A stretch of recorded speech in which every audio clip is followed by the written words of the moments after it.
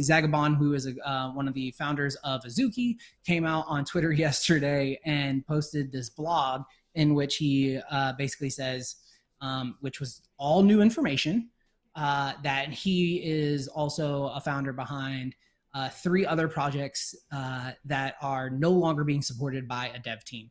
And you can kind of, we can chat. Let's talk about this, right? Some people are saying these are considered rugs. Other people are saying they're not considered rugs because they didn't promise anything. And for me personally, I think when a rug, the definition of rug for me is when you launch a project in the NFT space and you have no intentions of actually doing anything with it, and you don't communicate that up front. Right. Like, and I think that, essentially, you make the money, you sell out, you take the money, you move it out of the account. Now, his excuse is that they did this because every time they did it, they were trying to learn something new or they were gaining new knowledge. My problem is that, well, that's awesome, but why not take the knowledge that you gained and apply it to the project that you're currently in and continue to build and make it better and use those funds on that project? Who the hell deletes their Discord, their Twitters, all their stuff, and then basically ghosts and tries to say, that's not a rug? So I think it's a deep conversation that I'd love these guys to jump into. So I'm going to jump in real quick and just give my piece. If these 3 happened over a 3-year period, I probably would be a little bit more open to what he's saying about learning.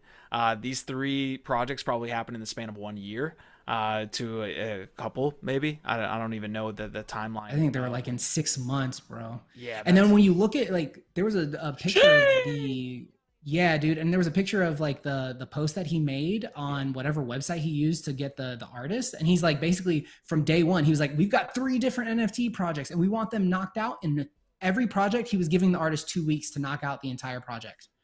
And he was like, and it's all this like, we want you to work, and it's trying to be positive, but essentially what he's saying is I've got 3 different project ideas. I want all of them to be worked on in a 6-week period of time. I want all of the art to be done, and then we're going to launch them and we'll get you paid. Right. Like those are cash grab tactics. Those are cash grab tactics. Yes.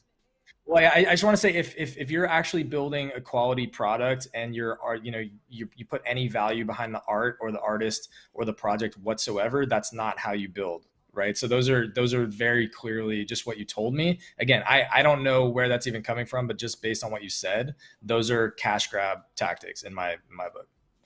What do you got? I love how that article says "my fucking pickle," because man, he's taking a page out of Cole's book, because. There was a funny meme tweet that says Zagabon is learning by rugging. He's learning while he rugs. But CryptoFunks had legs. CryptoFunks was taking a little bit of that share from CryptoPunks, if I do remember. And it had a lot of hype. There was Twitter Spaces. There was people talking about it. People were, whatever that punk that said he is now a funk. That got a lot of buzz. I'm just like, why not build on that? And then... I don't know if this is like self-incriminating information. Why put the information out to the public like this? Or was NFT ethics going to come after him anyways? That's a lot of questions. Love the NFT ethics reference there. Yeah, absolutely the worst timing that could ever been invented. This guy launching this on like the worst day in NFT history. So that Azuki community is now absolutely. Or was it really good timing, right? Because let's just say, this information is there.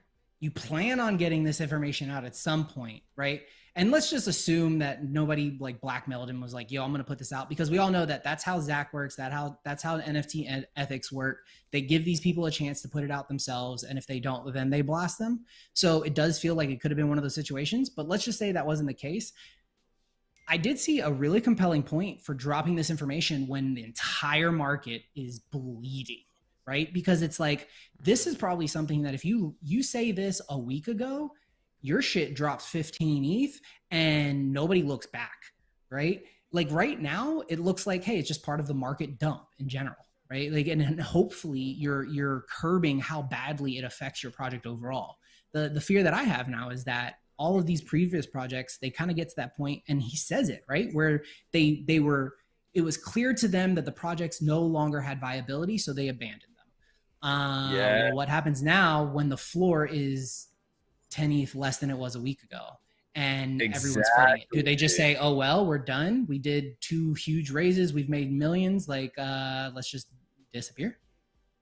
Dude, that's exactly what I was trying to say. Like, dude, Ronan, you just brought it full circle, man. Because everything that I was saying, my concern, it shows like a pattern of their intent and their behavior with previous projects. So that's honestly very concerning. And again, not trying to FUD it, we're still actually considering maybe we'll buy into Azuki given how much it's dropped. But if there is an established pattern of bailing on projects whenever the going gets rough, like that's a hard thing to ignore. And I just want to also add to this. This is like an example of why whenever these discords, like brand new project, brand new discord, not a lot of transparency on, you know, what is the team's past history, they pop up and overnight they've got 50,000 people in the discord or 100,000 people in the discord. It's like one of the biggest red flags to me that there ever could possibly be, right? Because like we've been grinding in our Nifty Castle Discord, hanging out, providing value every single day, doing different activations. We're doing like a 1 month NFT flipping challenge right now with the community. It's like, we've been doing this for a year and a half. We've only got like about 4,000 people in our Discord, but it's all real. It's all organic. Like, these are real people, right? And so it's just like, if you know what real engagement looks like, you know what a real community looks like, you can also start to understand what bullshit and hype looks like. And so, you know, when you talk about what is a rug and that they're just disappearing their Discord communities for their other projects, like that feels like a rug. Absolutely. To me, what it like, how would I define a rug? It's about the expectations and the promises that are made and kept, right? If you are promoting something and then what you deliver is not that to me is a rug. And that can look a lot of different ways. That could be a Kevin. That could be like, hey, look at our super hi-fi 3D, you know, experience. This is what we're building. And then you get like really low res, awful, ugly crap. That to me feels like kind of a rug, because you set a certain expectation in people's mind that they bought into at a premium, and then you delivered something not even close to it, right? So like, ultimately to me, it's like, if you create a roadmap, you make a bunch of promises, you take the money for those promises that you made and then disappear or just don't deliver on them ever. It's one thing to like communicate, and you also hit on this, Ronan, like communication is so important. It's one thing to communicate like, hey, for XYZ reasons, we're needing to push back or pivot. It's another thing to just F y'all, disappear, middle fingers in the air, move all the money, disappear the Discord. Like, these are very different things.